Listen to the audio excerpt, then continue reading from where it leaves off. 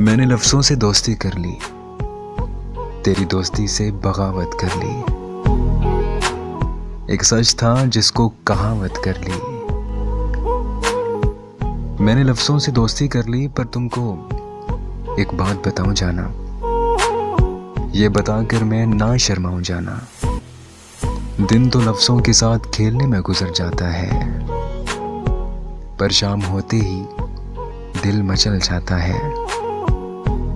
रात होने तक दर्द से कुचल जाता है। हाँ, मैंने लफ्ज़ों से दोस्ती कर ली, तेरी दोस्ती से बगावत कर ली। अस्सलाम वालेकुम दोस्तों, मैं हूं बशर राजपूत। अगर आप लोगों को वॉइस पोट्री पसंद आई तो लाइक और शेयर करिए। इसके अलावा मेरा फेसबुक पे पेज भी है आर्च बशर राजपूत, और यूट्यूब चैनल भी आर्च बशर राजपूत के नाम पे है। अगर आप लोगों का मन होगा मुझे सुनने का तो आप लोग वहाँ भी आ सकते हैं। मोस्ट वेलकम, शुक्रिया।